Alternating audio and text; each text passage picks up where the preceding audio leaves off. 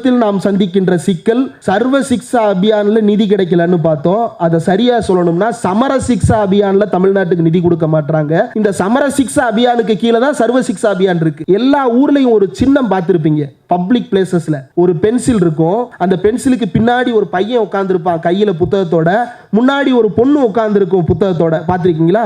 அனைவருக்கும் கல்வி இயக்கம் கீழே எழுதி இருக்கும். இது சென்ட்ரலி ஸ்பான்சர்டு ஸ்கீம். ஒன்றிய அரசும் மாநில அரசும் சேர்ந்து செலவு செய்கின்ற திட்டம். இந்த திட்டத்தை தமிழ்நாட்டில் நீங்க பார்க்காத கிராமமே இருக்காது. எல்லா கிராமத்திலையும் இந்த படம் வரையப்பட்டிருக்கும். ஏன்னா அந்த திட்டம் சரியானதாக இருந்தது. தமிழ்நாடு அந்த திட்டத்தை கொண்டாடியது. திமுக கூட்டணியில் இருக்கும் பொழுதுதான் வாஜ்பாய் அரசாங்கத்தால் அது உருவாக்கப்பட்டது. திமுக அதனை கிராமம் தோறும் கொண்டு போய் சேர்த்தது. ஏனென்றால் அது சரியான திட்டமாக இருந்தது. அதே திட்டத்தை இன்னைக்கு என்ன பண்றான்னா சமர சிக்ஷா அபியான் திட்டத்தின் கீழே ஒருங்கிணைச்சு நீ புதிய கல்விக் கொள்கையை ஏத்துக்கிட்டாதான் காசு தருவேன்னு ஒன்றிய அரசு சொல்லுது. புதிய கல்விக் கொள்கையை ஏன் ஏத்துக்கணும்? அனைவரையும் உள்ளடக்கிய கல்வி, பெண்களை உள்ளடக்கிய, பிற்படுத்தப்பட்டோரை, பட்டியல் சமூகத்தை உள்ளடக்கிய கல்வி ஒன்று இருக்க வேண்டும். இவ்வளவு கிராஸ் என்ரோல்மெண்ட் ரேஷியோ இருக்கணும். இதெல்லாம் அவுட்கம்ஸ். அப்படின்னா இந்த அவுட்கம்ஸ் நான் ஏற்கனவே ஃபுல்ஃபில் பண்ணிட்டேன். என்கிட்ட மாவு இருக்கு. எதுக்கு நீ கொடுக்குற அரிசியை மறுபடியும் அரைச்சு நான் மாவாக்கி உனக்கு நிரூபிச்சு காட்டணும்? அரைக்கிற இயந்திரம் இருக்கு, எனக்கு அரைக்கிற திராணி இருக்கு, நான் அரைச்சுக்கிறேன் மாவை. நீ எதுக்கு உன் அரிசியை நான் அரைச்சு காட்டணும்னு எதிர்பார்க்கிற? எமர்ஜென்சிக்கு முன்னதாக இந்தியாவின் நீதித்துறை சந்தித்த சிக்கல்களும் இன்றைக்கு இந்தியாவின் நீதித்துறை சந்தித்துக் கொண்டிருக்கின்ற சிக்கல்களும் ஒன்றுதான். இன்றைக்கு கூட கபில் சிபல் பேசுறாரு. என்ன பேசுறாரு அப்படின்னா 75வது ஆண்டு விழாவை கொண்டாடுகிறார்கள். இந்தியாவினுடைய டிஸ்ட்ரிக்ட் ஜட்ஜஸ் எல்லா ஃப்ரேம்வொர்க்குக்கும் சேர்த்து 75வது ஆண்டு விழா. அதுல என்ன சொல்றாரு அப்படின்னா கீழமை நீதிமன்றங்கள், ஏன்னா ஆனந்த் வெங்கடேசன் ஒரு நீதிபதி, அவர் இஷ்டத்துக்கு அவர் பாட்டுக்க எந்த கேஸ் அவர் விருப்பப்பட்டாலும் சுவமோட்டோவா எடுப்பாரு. எல்லா கேஸும் எடுப்பாரானா அப்படி எடுக்க மாட்டாரு. அவர் ஒரு 4 கேஸை நோட் பண்ணி வச்சு அந்த 4 கேஸ் சுவமோட்டோவா எடுத்திருக்கிறார். அவர் அதுல தப்பு இருக்கிறார் நினைக்கிறார், அதனால எடுத்திருக்கிறார் அப்படின்றது தான் நம்ம பேசணும். அதை தாண்டி நம்ம பேசணும் அப்படின்னா நம்ம மேல வழக்காயிருது. இப்போ அவரை வாழ்த்துறாரு. யாரு? சீஃப் ஜஸ்டிஸ் சந்திரசூட் வாழ்த்துறாரு. என்னன்னு? இப்படி ஜட்ஜஸ் வேணும் நமக்கு, பாருங்க எவ்வளவு துணிச்சலா சோமோட்டோ எடுத்திருக்கிறாரு மினிஸ்டர்ஸுக்கு எதிராக அப்படின்னு சொல்லிட்டு வாழ்த்துறாரு. அதே ஜட்ஜ் என்ன சொல்றாரு அப்படின்னா தனக்கு கீழ் இருக்கக்கூடிய சபார்டினேட் நீதிமன்றங்கள், கீழமை நீதிமன்றங்கள் தான் இப்பவும் குறிப்பிடுறது வழக்கம். பேரனவா நீதிபதி தான், ஆனா அவர் கீழமை நீதிபதி. ஏதோ கீழ்சாதிக்காரங்க மாதிரி அவர்கள் எல்லாம் கீழமை நீதிபதிகள். அவர்கள் கொடுக்கின்ற தீர்ப்புகள் எல்லாம் மேல மாற்றப்படும் அப்படின்ற ஒரு நம்பிக்கை உருவாக்கப்பட்டிருக்கிறது ஹைகோர்ட்டாலையும் சுப்ரீம் கோர்ட்டாலையும். இதை எதிர்த்து கபில் சிபல் இன்றைக்கு பேசுகிறார். என்ன பேசுறாருன்னா அது கீழமை நீதிமன்றம்னு சொல்றதே தப்பு. அந்த நீதிமன்றங்களுக்கும் தன்னாட்சி இருக்கிறது. அவர்களும் வழங்குவது நீதிதான். அந்த நீதிக்கு உரிய அங்கீகாரத்தை நாம் வழங்க வேண்டும் அப்படின்னு அவர் பேசுறார். யார் முன்னாடி? சந்திரசூட் முன்னாடி பேசுறார். சந்திரசூட்டும் அதே ஆமோதித்து பேசுவார். அதற்கு பிறகு செயல்படுவாரா அப்படின்னா அது வேற டிபார்ட்மெண்ட். அது கொலிஜியத்துக்குள்ள போயிரும். உள்ளுக்குள்ள என்ன நடக்குதுன்னு. இப்போ இந்த கொலிஜியம் அப்படின்றது இன்னைக்கு ஓரளவுக்கு பரவாயில்லாத செட்டப்பா நம்ம பார்க்கிறோம். ஆனா அந்த கொலிஜியம்ன்றது எப்படி உருவானது அப்படின்றத எடுத்து பார்த்தால் இந்திரா காந்தி முக்கியமான ஒரு காரணகர்த்தாவாக அதற்கு பின்னால் இருக்கிறார். ஒரு ஜூனியர் ஜட்ஜை தூக்கி சீனியர் ஜட்ஜா மாத்துறது, ஜட்ஜ்மெண்ட் தனக்கு ஃபேவரா இல்ல அப்படின்னா இன்னைக்கு நம்ம சொல்றோம் இல்லையா, என்னடா நாங்க பார்லிமெண்ட்ல எதிர்ப்பு தெரிவிச்சா நீ ஆர்டினன்ஸ் போடுறியான்னு. இதே தான் இந்திரா காந்தியும் பண்ணாங்க. ஆனா இந்திரா காந்தி ஆர்டினன்ஸ் போட்ட சட்டம் வேற, இவங்க ஆர்டினன்ஸ் போடுற சட்டம் வேற. இந்திரா காந்தி எதிர்க்கு ஆர்டினன்ஸ் போட்டாங்க அப்படின்னா மன்னர் மானியத்தை ஒழிக்க ஆர்டினன்ஸ் போட்டாங்க இந்திரா காந்தி. இவங்க மன்னர் மானியத்தை ஒழிக்கல ஆர்டினன்ஸ் போடுறாங்களா? மன்னர் மானியத்தை ஒழிக்கவா இவர்கள் ஆர்டினன்ஸ் போடுறாங்க? ஆர்டிகல் 370 கேன்சல் பண்றதுக்கு ஆர்டினன்ஸ் போடுவாங்க. டெல்லியினுடைய தன்னாட்சி அதிகாரத்தை பறிப்பதற்காக ஆர்டினன்ஸ் போடுவாங்க. ஆதார் பில்லுக்கு ஆர்டினன்ஸ் போடுவாங்க. இப்படி எந்த பில்லுக்கு அவர்கள் நினைத்தாலும் ஆர்டினன்ஸை போட்டுக்கொண்டே போவார்கள். கடந்த முறை சர்பிட்டி தியாகராயர் அரங்கத்திலே ஒரு நிகழ்ச்சி, சீதை பதிப்பகம் சார்பில் 32 நூல்கள் வெளியீட்டு விழா. அந்த 32 நூல்கள் வெளியிடும் நிகழ்ச்சியில் ஒரு பார்வையாளராக கலந்து கொள்வதற்காக போயிருந்தேன். மேல் மாடத்தில் அமர்ந்து அந்த நிகழ்ச்சியை பார்த்து கொண்டிருந்தேன். முடித்துவிட்டு வரும்போது அண்ணன் கோவிலன் அவர்கள் வெளியில் நின்று கொண்டிருந்தார். அவரை பார்த்துவிட்டு பேசிவிட்டு செல்லும்போது அவர் சொன்ன வார்த்தை, அடுத்தடுத்த நிகழ்ச்சிகளில் நீங்கள் எல்லாம் பேசணும் அப்படின்னு. அன்னைக்கு மத்தியானம் ஒரு 1:30 மணிக்கு அவர் சொன்னார்.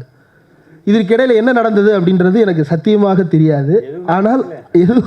ஆனால் அன்றைக்கு சாயங்காலம், அன்னைக்கு நைட்டு ஒரு 9 மணிக்கு கௌரா என்னை அழைத்தார். அழைத்து இந்த மாதிரி நான் இந்த 31ஆம் தேதி நிகழ்ச்சி நடத்துகிறேன்னு போன மாதமே அறிவிச்சிட்டார்.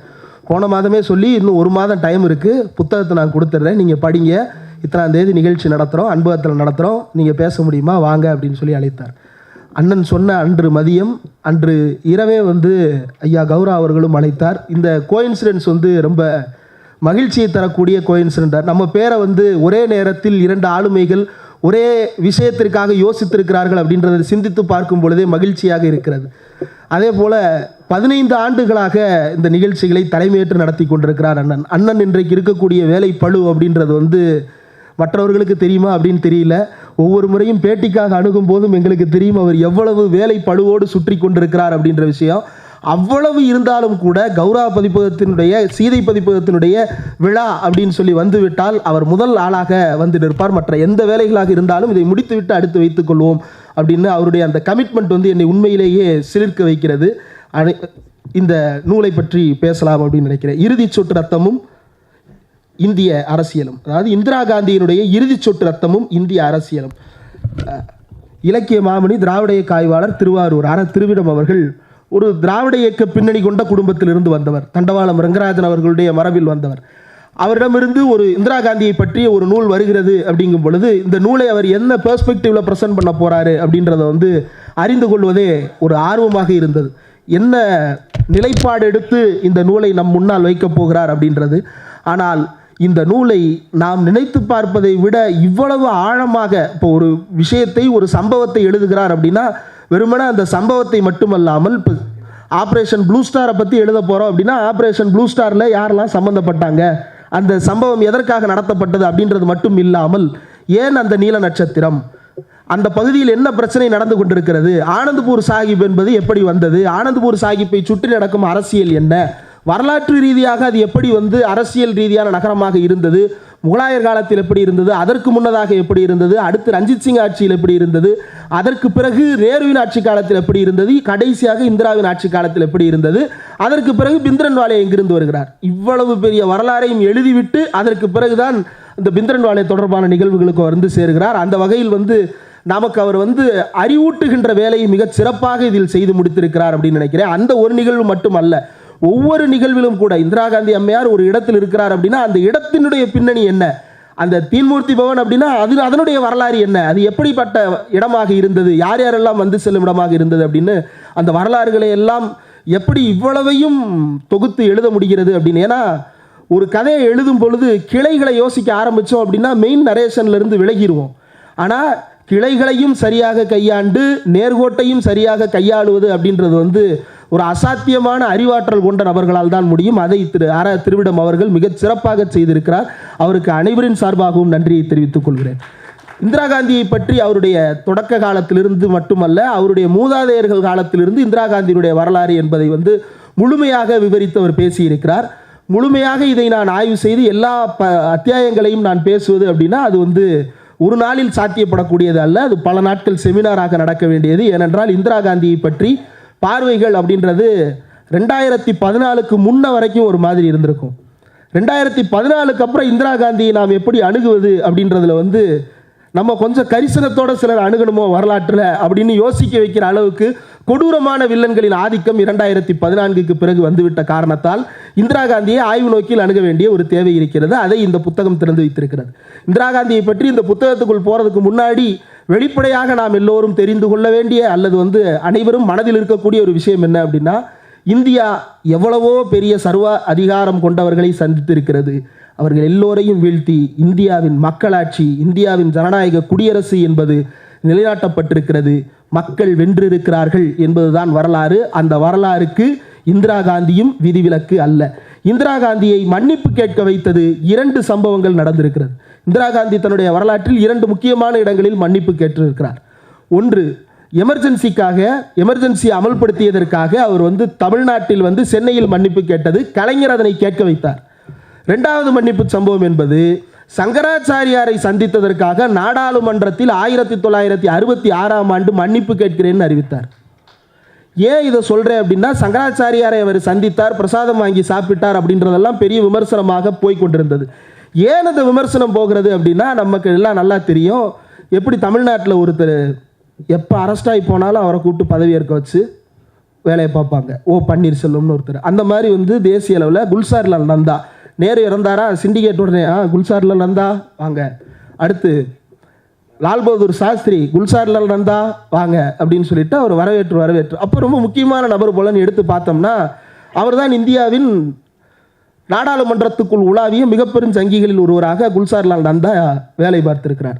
என்ன அப்படின்னா, இந்தியா முழுவதும் இருக்கக்கூடிய சன்னியாசிகளை எல்லாம் ஒருங்கிணைப்பது, அவர்களுக்கு அரசியல் சாயம் கொடுப்பது, அதன் மூலமாக ஒரு அனுதாபத்தை பெற்று தனக்கும் தன்னுடைய கட்சிக்கும் பெயர் சேர்த்து கொள்ளலாம் அப்படின்றது அவருடைய ஐடியா. அப்போது என்ன பண்ணுறாரு அப்படின்னா, தேசிய பாரதிய சாமியார் சமாஜ் அப்படின்னு சொல்லிட்டு ஒன்று ஆரம்பிக்கிறார். பாரதிய சன்னியாசி சமாஜ் அப்படின்னு சொல்லி ஆரம்பிக்கிறாரு. அதன் மூலமாக என்ன செய்கிறார் அப்படின்னா, அன்றைய சாமியார்கள், இன்னைக்கு இந்த பூரி சங்கராச்சாரியார்கள் போன்றவர்கள்லாம் இருக்கிறாங்க இல்லையா, இந்த மாதிரி பல சாமியார்களையும் ஒருங்கிணைத்து, அரை நிர்வாண சாமியார்களிலிருந்து பலரையும் ஒருங்கிணைத்து அவர்களை மேடை போட்டு உட்கார வைத்து அவர்களுக்கு மாலை மரியாதை செய்து இவரும் மாலை மரியாதை பெற்றுக்கொண்டு அவர்களோடு அரசியல் உரையாடுவது என்பதை தொடங்கி வைக்கிறார். அப்போதே தமிழ்நாட்டிலிருந்து அதன் மீது கடுமையான விமர்சனங்கள் எழுகின்றன. தேசிய அளவில் பொது உடைமை கட்சி அதை விமர்சனம் செய்கிறது. பார்லிமெண்ட்ல அது கேள்வியாக மாறுகிறது. இதையெல்லாம் ஆரம்பத்திலிருந்தே கேள்வி எழுப்பினாலும் கூட இந்திரா காந்தி இதை பற்றி எந்த விதமான பதிலும் சொல்லவில்லை. ஏனென்றால் 1960களில் இந்திரா காந்தியினுடைய மனநிலை என்பது ஒரு குழப்பமான மனநிலையாக இருந்திருக்கிறது. ஆட்சி பொறுப்பேற்றதற்கு பிறகு அவருக்கு இருந்த குழப்பம் என்ன அப்படின்னா, இந்த கட்சியை நாம் எப்படி கைப்பற்ற போகிறோம், சிண்டிகேட்டை தாண்டி எப்படி இந்த அரசியலை உடைச்சு நம்ம இதை கையில் எடுத்துக்கொள்ள போகிறோம் அப்படின்ற குழப்பங்கள் எல்லாம் போய்கொண்டிருக்கிறது. இது 1966 உச்சகட்டத்தை தொடுகிறது. 66 என்ன நடக்குது அப்படின்னா, இன்றைக்கு நான் வரும்பொழுதே யோசித்து கொண்டே வந்தது, காமராஜருடைய வீடு கொளுத்தப்பட்டது. ஆர்எஸ்எஸ் காரர்களாக கொளுத்தப்பட்ட காமராஜருடைய வீடு குறித்த சம்பவம் ஒவ்வொரு ஆண்டும் நம்ம நவம்பர் மாதத்தில் அதை நினைவு கூர்ந்து அதை போடுவது உண்டு. காமராஜரை பற்றி பிஜேபியும் ஆர்எஸ்எஸும் எப்போதெல்லாம் பேசுகிறதோ அப்போதெல்லாம் அந்த பதிவை எடுத்து நாம் பேசுவது உண்டு. இது பற்றி தகடூர் சம்பத் ஐயா அவர்களும் நானும் கூட தொலைபேசியில் சில மணி நேரங்கள் உரையாடி இருக்கிறோம். என்னதான் நடந்துச்சு அன்னைக்கு, இந்திரா காந்தி என்னதான் பதில் சொன்னாங்க, கொளுத்துனவங்க மேலே என்னதான் நடவடிக்கை எடுத்தாங்க அப்படின்னா எதையுமே கண்டுபிடிக்க முடியல. 1966 நவம்பர் 17 நாடாளுமன்றத்தில் விவாதம் மட்டும் நடந்திருக்கு. அந்த விவாதத்தில் பூபேஷ் குப்தா தொடங்கி வைக்கிறாரு. என்ன நினைச்சிட்டு இருக்கீங்க, இந்த நாட்டில் அம்மனச்சாமியார்கள் நாடாளுமன்றத்தை அடைச்சிட்டு உட்காந்துருக்கிறான், உங்கள் அமைச்சர் குல்சார்லால் நந்தா மாச கணக்கில் அவங்களோட உட்காந்து அரசியல் பண்ணிட்டு வந்திருக்கிறாரு, அந்த கோஷ்டி தான் காமராஜர் வீட்டை கொளுத்தி இருக்கிறாங்க, உங்கள் கட்சியினுடைய தலைவர் ஒருத்தர் வீட்டை கொளுத்தி இருக்கிறாங்க, பதில் சொல்ல வாங்க மேடம் இந்திரா காந்தி அப்படின்னு சொல்லி இந்திரா காந்தியை அழைக்கிறார் பூபேஷ் குப்தா. அந்த சம்பவம் நடந்தது நவம்பர் 6ஆம் தேதி காமராஜருடைய வீடு கொளுத்தப்பட்டது. அதை அர்ஜுன் அரோரா அப்படின்ற காங்கிரஸ் எம்பி நேரில் பார்க்கிறார். பார்த்த அவர் நாடாளுமன்றத்தில் சொல்லுவது, நான் அந்த சம்பவத்தை பார்த்தேன், அதில் ஐவிட்னஸாக இருந்தவர்களோடு முதல்ல அவங்க என்ன பண்றாங்க அப்படின்னா, வேறு ஒருவருடைய வீட்டுக்குள் நுழைந்து விடுகிறார்கள். வேறு ஒரு எம்பியினுடைய வீட்டுக்குள் நுழைஞ்சிடறாங்க. நுழைஞ்சு கொளுத்த போகும்போது, இல்லடா இது காமராஜ் வீடு இல்லை, வேற யார் படமோ மாட்டியிருக்கு, நம்ம காமராஜ் வீட்டுக்கு போகணும்னா அந்த வீட்டில் கொளுத்துவதை கைவிட்டு காமராஜ் வீட்டை நோக்கி ஓடி இருக்கிறார்கள் என்றால் இது திட்டமிட்ட படுகொலைக்கான முயற்சி என்பதை அவர் நாடாளுமன்றத்தில் பேசுகிறார், காங்கிரஸ் கட்சியினுடைய எம்பி. இந்த சாமியார்கள் யாருக்கு தோஸ்துனா, குல்சார்லால் நந்தாவுக்கு தோஸ்து. இந்த குல்சார்லால் நந்தா அதற்கு பிறகு பல்வேறு காரணங்களை சொல்லி ராஜினாமா கடிதங்களை எல்லாம் கொடுக்கிறார். அதற்கு பிறகு நவம்பர் 8ஆம் தேதி அவர் ராஜினாமா கடிதம் கொடுத்தார் அல்லது வாங்கப்பட்டது. அதற்கு பிறகு அவர் நாடாளுமன்றத்திலிருந்து நீக்கப்படுகிறார். இது நாடாளுமன்ற அவையில் பதிவாகி இருக்கிறது. நான் இங்கு குறிப்பிட விரும்புவது என்னவென்றால், நாடாளுமன்ற ஜனநாயகத்திற்கு இந்திரா காந்தி முற்றுப்புள்ளி வைக்கும் வேலைகள் சிலவற்றை செய்தார். ஆனால் அதற்கு முன்னதாக குறைந்தபட்ச ஜனநாயக நடவடிக்கைகளை அனுமதிப்பவராக இந்திரா காந்தி 1969க்கு முன் இருந்திருக்கிறார். எந்த கேள்விகளாக இருந்தாலும் எந்த விமர்சனங்களாக இருந்தாலும் அதனை நாடாளுமன்றத்தில் பேசக்கூடிய இடத்தை கொடுப்பவராக இந்திரா காந்தி இருந்தார். அதை பேசும் இடம் இருந்தது. அடல் பிகாரி வாஜ்பாய் நிறுத்தி வைத்து கேள்வி கேட்கப்பட்டிருக்கிறார். உங்களுடைய ஆளுங்க தானே இந்த சாமியாருங்க பூரா, என்ன நினைச்சிட்டு இருக்கீங்க அப்படின்னு நிறுத்தி வைத்து கேள்வி கேட்டிருக்கிறார்கள். அப்போதுதான் இந்திரா காந்தி சொல்றாரு, இந்திரா காந்தியை நோக்கி கேட்கப்பட்டது, நீங்க மட்டும் என்ன சும்மாவா குல்சார்லால் நந்தாவை கையை காட்டி தப்பிக்கிறீங்க, சங்கராச்சாரியாரை நீங்க போய் பார்த்தீங்கல்ல, பார்த்துட்டு பிரசாதம் வாங்கினீங்களே அப்படின்னு சொல்லி கேள்வி கேட்கப்படுகிறது. அப்போது மன்னிப்பு கேட்கிறார்.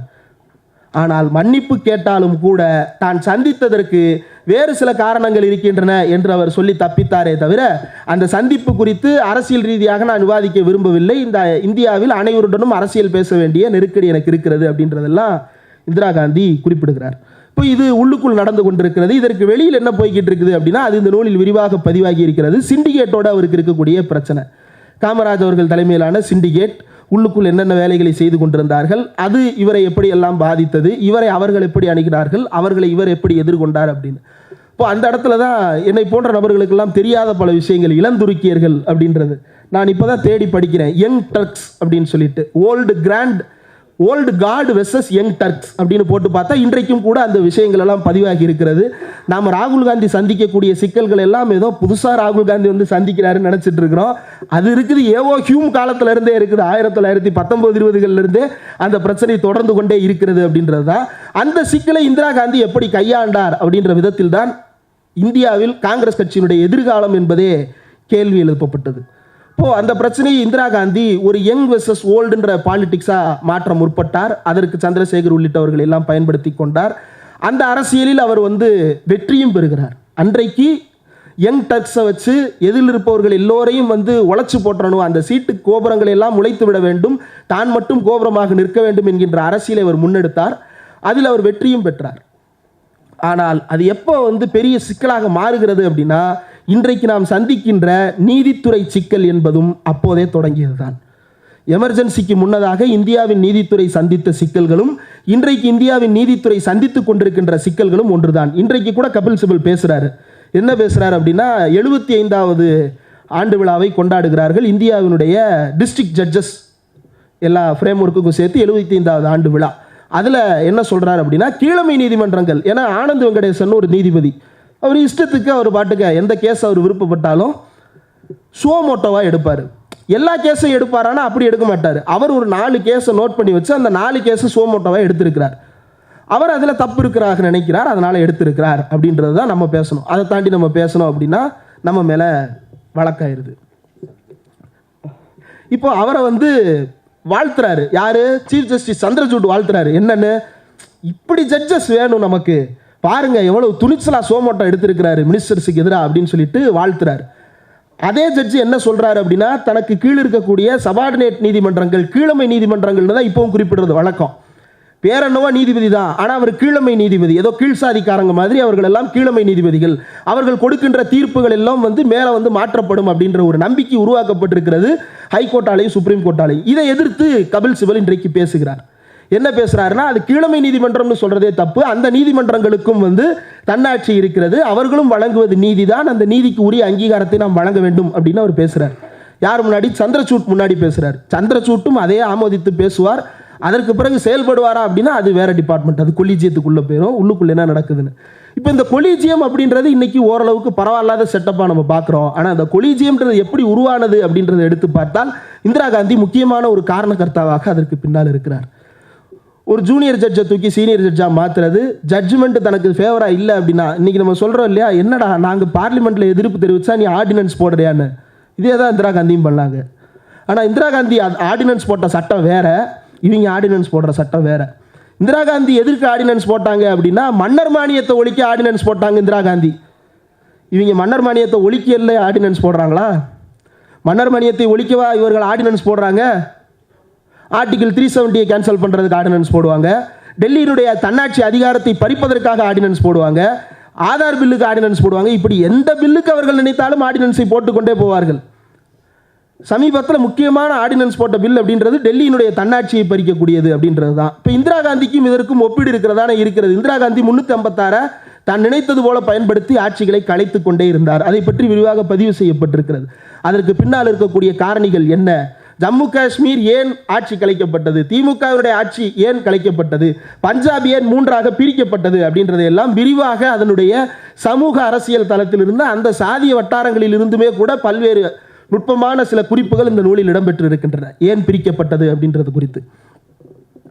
அப்போ இதுதான் வித்தியாசம். அன்றைக்கும் அது சர்வாதிகாரமாகத்தான் பயன்படுத்தப்பட்டது, இன்றைக்கும் பயன்படுத்தப்படுகிறது. இதை நாம் எப்படி எதிர்க்க போகிறோம் அப்படின்றது தான் இந்த நூலிலிருந்து நாம் பெற்றுக்கொள்ள வேண்டிய பாடம் என்று நினைக்கிறேன். இந்திரா காந்தி அதற்கு பிறகு பிந்திரன்வாலேவை வளர்த்து விடுவதாக முயற்சி செய்கிறார் என்று சொல்லப்படுகிறது. பிந்திரன்வாலேவினுடைய மரணம் அப்படின்றது ஒரு பெரிய துர்ச்செயலாக இந்தியாவுடைய வரலாற்றில் பார்க்கப்படுகிறது. அந்த அமிர்தசரஸ் பொற்கோவிலுக்குள்ளே காவலர்கள் நுழைந்தது, இந்திய இராணுவம் நுழைந்தது. அதனால் இந்திரா காந்தி சந்தித்த அந்த 32 குண்டுகள், அந்த 32 குண்டுகள் உடலை துளைத்த சல்லடையில் சிந்திய கடைசி சொட்டு ரத்தத்தோடு தான் இந்த நூல் தொடங்குகிறது, அந்த நூல் முடிகிறது. இதுக்கு நடுவில் அவர் எழுதியிருக்கிறது ஃபுல்லாகவே ஒரு படத்தினுடைய ஸ்க்ரீன் பிளே. ஒரு பயோகிராஃபி எடுக்கிறது அப்படின்னா அதனுடைய ஸ்க்ரீன் பிளேவாக அவர் எழுதியிருக்கிறாரு. நான் சில பல்வேறு நூல்களை படித்திருக்கிறேன். இப்போ மால்கம் எக்ஸ் குறித்த நூல்கள்லாம் படிக்கும் பொழுது ரொம்ப ஹீரோய்க்கான ஒரு இது தெரியும். அந்த மாதிரி இந்திரா காந்தியை பற்றி இவ்வளவு ஒரு ஸ்க்ரீன் பிளேவாக ஒரு விஷயத்தை டெலிவர் பண்ண முடியுமா? அதற்குள் விமர்சனங்களும் அடங்கி இருக்கின்றன, அதற்குள் சில விஷயங்களுக்கான பாராட்டும் அடங்கி இருக்கின்றன. குறிப்பாக தமிழ்நாடு எமர்ஜென்சி காலத்தில் சந்தித்த கொடுமைகள் அப்படின்றது, இந்த எமர்ஜென்சி காலத்து கொடுமைகள் அப்படின்றது சாதாரணமாக கடந்து போக முடியாத வடுவாக தமிழர்களின் நெஞ்சிலே படிந்திருக்கிறது. காரணம் என்ன அப்படின்னா, இங்கு ஆட்சி கலைக்கப்பட்ட பிறகு இந்தியா முழுவதும் கைது செய்யப்பட்டவர்களைப் போல தமிழ்நாட்டில் இருக்கக்கூடிய தலைவர்களும் கைது செய்யப்பட்டார்கள். நாம் எல்லோரும் ஒவ்வொரு தலைவரையும் பார்த்து இன்றைக்கு சமூக வலைதளங்களில் சிலர் கேலி செய்து கொண்டிருக்கிறார்களே, அந்த தலைவர்களுடைய பலவீனங்கள் எதனால் உருவானவை என்பதை இந்த நூல் பதிவு செய்திருக்கிறது. எமர்ஜென்சியில் கைது செய்யப்பட்ட தலைவர்கள் ஒவ்வொருவரும் வெளிவரும் பொழுது தங்களுடைய உடல் உறுப்பில் ஏதோ ஒன்று கொடூரமாக சிதைவுக்குள்ளாக்கப்பட்டு வெளியில் வந்தார்கள். அந்த அளவுக்கு சித்திரவதை உள்ளுக்குள் நடந்திருக்கிறது. அப்போ இது வெறுமன அரசியல் காழ்ப்புணர்ச்சி என்பதையெல்லாம் தாண்டி மிகப்பெரிய சித்திரவதைக்கு இவர்களை உள்ளாக்க வேண்டும் என்கின்ற நோக்கம் இதில் புரிந்திருக்கிறதா அப்படின்றதையும் கூட திறந்து நாம் யோசிக்க வேண்டிய ஒரு தேவை இருக்கிறது. சமீபத்தில் மறைந்த ஆய்வாளர் எழுத்தாளர் ஏஜி நூரானி அவர்கள் இந்திரா காந்தியை பற்றியும் இந்திய முஸ்லிம்கள் பற்றியும் எழுதியிருக்கக்கூடிய குறிப்புகளை எடுத்து பார்த்தால் அதில் 1969க்கு முன்பும் 1969க்கு பின்பும் என்று இரண்டாக பிரிக்கிறார் இந்திரா காந்தியினுடைய அரசியல் வரலாற்றை. 69க்கு முன்பு உண்மையில் இந்திரா காந்தி இந்தியாவின் மதசார்பின்மையை விரும்புபவராக இருந்தார். 69க்கு முன்பு இந்திரா காந்தி அனைவரும் சமம் என்பதில் நம்பிக்கை கொண்டவராக இருந்தார். 69க்கு முன்பு அதிகாரத்தை குவிக்க வேண்டும் என்பதில் இருந்து என்ற நோக்கத்தை பெரிதளவு சிந்திக்காதவராக அவர் இருந்தார். ஆனால் 69ற்கு பிறகு அரசியல் ரீதியாக கட்சிக்குள் தனக்கு இருக்கக்கூடிய நெருக்கடிகள் என்பதிலிருந்து பல்வேறு விஷயங்களை அவர் மாற்றி மாற்றி யோசிக்கிறார். அந்த வலைப்பின்னல்கள் அவரே எதிர்பார்க்காத ஒரு திசையில் கொண்டு போய் நிறுத்திவிட்டது. கடைசி வரைக்கும் அவர் சொன்னது என்னன்னா, நேரு கண்டெடுத்த ஒரு சோசலிச ஜனநாயகத்தை மலர்விக்க வேண்டும். இதை அவர் கடைசி வரை சொல்லிக்கிட்டே இருக்கிறார். ஆனால் 69க்கு முன்பு அதற்கு நேர்மையாக இருந்த இந்திரா காந்தி அதற்கு பின்பு அதற்கு நேர்மையாக இருந்தாரா அப்படின்ற அந்த கேள்வியோடு நாம் இந்த நூலை வாசித்தோம் என்றால் நிச்சயமாக நமக்கு இதில் பல அரிய பதில்கள் கிடைக்கின்றன. பழமைக்கும் புதுமைக்கும் இடையில் நடக்கக்கூடிய சண்டையில் புதுமை சில நேரங்களில் என்ன மாதிரியான கோணல்களை இந்தியாவுக்குள் நீட்டி விடுகிறது. புதிய இந்தியாவின் கோணல் மரம் 2014க்கு பிறகு அப்படித்தான் முளைத்தது. இது வேண்டாம் அப்படின்னு சொல்லிட்டு ஒரு புதுமையை நாம் தேர்ந்தெடுத்தோம். அந்த புதுமை கோணலாக மாறி நமது நெஞ்சை இன்று குத்தி கிழித்துக் கொண்டிருக்கிறது. நாம் என்றால் நாம் என்பது அல்ல, இந்தியர்களாகிய நாம் என்ற அரசியலமைப்பு சட்டம் சொல்லுகிறது இல்லையா, அந்த இந்தியர்களாகிய நாம் என்று சொல்லுகிறேன், நீங்களும் நானும் என்று அல்ல. அப்போ இதிலிருந்தெல்லாம் நாம் யோசித்து பார்க்க வேண்டும். இந்த எல்லாவற்றையும் அடிப்படையாக வைத்து நாம் இந்திரா காந்தியினுடைய வாழ்க்கை வரலாற்றை ஒவ்வொரு அடுக்காக எடுத்து பார்த்தோம் என்றால் அவர் லால் பகதூர் சாஸ்திரியினுடைய மரணத்திற்கு பின்பு முதலாக பொறுப்பேற்றுக் கொண்டதில் இருந்து அதற்கு பிறகு தேர்தலில் வெற்றி, அதற்கு பிறகு என்ன மாதிரியான சித்திரவதைகளை அவர் இந்தியாவுக்கு தந்தார் அப்படின்ற இடங்களில் இருந்தெல்லாம் யோசிக்க வேண்டும். நிறைவாக இன்றைய பொருத்தப்பாட்டோடு நாம் சில விஷயத்தை யோசிக்க வேண்டும் என்றால், நீங்கள் எந்த சாதிய ஆயுதத்தை கூர்திட்டு விட பார்க்கிறீர்களோ அந்த சாதிய ஆயுதம் உங்களையே குத்தி கிழிக்கும் அப்படின்றது இந்திரா காந்தியினுடைய வாழ்க்கை வரலாற்றில் தெளிவாக கிடைக்கின்ற சாட்சி. சீக்கியர்கள் பிரச்சனையை இந்திரா காந்தி அணுகிய விதம், அந்த விதத்தை கிள்ளுக்கீரையாக அவர் அணுகிய விதம், அதற்கு பிறகு அவர் துணிச்சலாக நடவடிக்கை எடுத்தாலும் கூட அது இந்தியாவின் சகாப்தத்தையே எப்படியானதாக புரட்டி போட்டது அப்படின்ற விஷயங்களை பார்க்கிறோம். அப்போ ஒரு அரசியல் தலைவர் துணிச்சலாக முடிவு எடுப்பது மட்டுமல்ல, சாதுரியமான முடிவுகளை சரியான நேரத்தில் எடுக்கிறாரா அப்படின்றது முக்கியம். அது இந்த சாதுரியமான முடிவுகளை இந்தியாவிலேயே கடைசி வரைக்கும் மிக சரியாக எடுத்த ஒரே தலைவர் கலைஞர் மட்டும்தான். அது இந்தியாவின் உள் விவகாரங்கள் மட்டுமல்ல, எந்த விவகாரமாக இருந்தாலும் அவர் ஒருவர் தான் அத்தனையும் சாதுரியமாக கையாண்டார். அதில் பலருக்கு அவர் மீது வருத்தம் இருந்தது உண்டு. ஆனால் எதிர்காலம் அதனை சரி என்று நிரூபித்து காட்டும் பொழுது இன்றைக்கு அவர்களும் பக்கம் மாறி நிற்கிறார்கள். காரணம், கலைஞர் எதிர்காலத்தை பற்றி யோசித்தார். 1990களில் முதல் ஐடி பாலிசி கொண்டு வந்ததாக இருக்கட்டும், அதற்கு பிறகு இந்தியா இலங்கை உடனான உறவுகள் தொடர்பான விஷயத்தில் கலைஞர் எடுத்த நிலைப்பாடுகளாக இருக்கட்டும், வருத்தங்களை தாண்டி கலைஞர் எடுத்த முடிவு சரியானதாக இருந்ததா இல்லையா என்று இன்றைக்கு அன்று போராடிய யாரிடமும் இன்றைக்கு கேட்டு பார்த்தாலும் கூட கலைஞர் அன்றைக்கு இந்த முடிவை தவிர வேறு முடிவை எடுத்திருக்க முடியாது. அப்போ தனித்தனியாக நம்முடைய கற்பை நிரூபித்துக் கொள்வதற்காக அந்த கனவானை நாம் எல்லாம் தாக்கி பேசி இருக்கிறோம் ஒரு காலத்தில். அதையும் அவர் தாங்கி கொண்டார். அப்போ இந்திரா காந்தியிடமிருந்து நாம் பெற வேண்டியது என்ன, கலைஞரிடமிருந்து எதை பெற வேண்டும் என்பதை நாம் தெளிவாக புரிந்து கொண்டவர்களாக இருக்கிறோம். அந்த அடிப்படையில் இந்த நூல் நிச்சயமாக ஒரு பெரிய வாசிப்பை கொண்ட ஒரு நூலாக மாற வேண்டும். அனைவரும் இதை பற்றி தொடர்ந்து உரையாடுகின்ற ஒரு இடத்தை உருவாக்க வேண்டும். இந்திரா காந்தி எடுத்த முடிவுகளுக்கும் இன்றைக்கும் பல தொடர்புகள் இருக்கிறது. சமீபத்தில் நாம் சந்திக்கின்ற சிக்கல், சர்வ சிக்ஷா அபியானில் நிதி கிடைக்கலன்னு பார்த்தோம். அதை சரியாக சொல்லணும்னா சமர சிக்ஷா அபியானில் தமிழ்நாட்டுக்கு நிதி கொடுக்க மாட்டாங்க. இந்த சமர சிக்ஷா அபியானுக்கு கீழே தான் சர்வ சிக்ஷா அபியான் இருக்குது. உங்கள் எல்லாருக்கும் நல்லா தெரிஞ்ச ஒரே ஒரு உதாரணத்தை சொல்லி முடிச்சிடுறேன். எல்லா ஊர்லேயும் ஒரு சின்னம் பார்த்துருப்பீங்க, பப்ளிக் பிளேசஸில் ஒரு பென்சில் இருக்கும், அந்த பென்சிலுக்கு பின்னாடி ஒரு பையன் உட்காந்துருப்பான் கையில் புத்தகத்தோட, முன்னாடி ஒரு பொண்ணு உட்காந்துருக்கும் புத்தகத்தோட. பார்த்துருக்கீங்களா? அனைவருக்கும் கல்வி இயக்கம் கீழே எழுதியிருக்கும். இது சென்ட்ரலி ஸ்பான்சர்டு ஸ்கீம். ஒன்றிய அரசும் மாநில அரசும் சேர்ந்து செலவு செய்கின்ற திட்டம். இந்த திட்டத்தை தமிழ்நாட்டில் நீங்கள் பார்க்காத கிராமமே இருக்காது. எல்லா கிராமத்திலையும் இந்த படம் வரையப்பட்டிருக்கும். ஏன்னா அந்த திட்டம் சரியானதாக இருந்தது. தமிழ்நாடு அந்த திட்டத்தை கொண்டாடியது. திமுக கூட்டணியில் இருக்கும் பொழுதுதான் வாஜ்பாய் அரசாங்கத்தால் அது உருவாக்கப்பட்டது. திமுக அதனை கிராமம் தோறும் கொண்டு போய் சேர்த்தது. ஏனென்றால் அது சரியான திட்டமாக இருந்தது. அதே திட்டத்தை இன்னைக்கு என்ன பண்றான்னா, சமர சிக்ஷா அபியான்ற திட்டத்தின் கீழே ஒருங்கிணைச்சிட்டு நீ புதிய கல்விக் கொள்கையை ஏத்துக்கிட்டாதான் காசு தருவேன்னு ஒன்றிய அரசு சொல்லுது. புதிய கல்விக் கொள்கையை ஏன் ஏத்துக்கணும்? அனைவரையும் உள்ளடக்கிய கல்வி, பெண்களை உள்ளடக்கிய, பிற்படுத்தப்பட்டோரை, பட்டியல் சமூகத்தை உள்ளடக்கிய கல்வி ஒன்று இருக்க வேண்டும். இவ்வளவு கிராஸ் என்ரோல்மெண்ட் ரேஷியோ இருக்கணும். இதெல்லாம் அவுட்கம்ஸ். அப்படின்னா இந்த அவுட்கம்ஸ் நான் ஏற்கனவே ஃபுல்ஃபில் பண்ணிட்டேன்.